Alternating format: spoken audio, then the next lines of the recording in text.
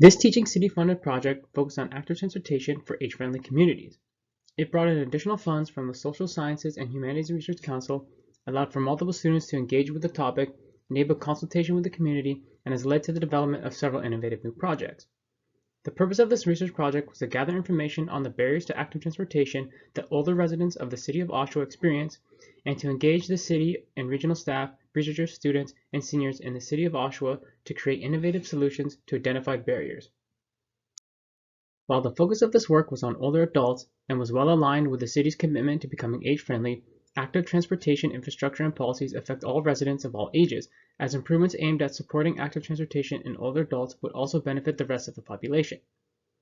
Starting off our introductions, my name is Nick O'Rourke and I am a master's student at Ontario Tech U, and I was involved with the part of the research project that looked at the built environment in various postal codes around Oshawa and how that aligned with what older adults think about active transportation. Thanks, Nick. Hi, I'm Irmina and a PhD student at Ontario Tech University. I was involved with the part of the research project that directly asked older adults about their perceptions of active transportation in the City of Oshawa. This project was led by Dr. Shilpa at Ontario Tech University. When we asked older residents of Oshawa about the barriers to active transportation, it was clear that we are not age-friendly. For example, many older adults said that riding a bike in Oshawa is too scary, that walking is too dangerous, and that the roads and sidewalks are too unsafe to ride. Importantly, some felt that this was a reason that older adults end up staying at home, which is of course associated with social isolation and loneliness. The good news is the city has a great deal of power in changing the situation. Our research clearly demonstrated that some policy changes and infrastructure supports can significantly improve the age-friendliness of our city and support active transportation. For example, while many older adults say that weather is a barrier, our research suggests that the true barrier isn't snow and cold, but the fact that the city takes too long to clear sidewalks. Prioritizing sidewalks and bike lanes for snow clearance could ensure that older adults are able to remain mobile in their community. And you can read more about our findings from this project in the full paper cited here.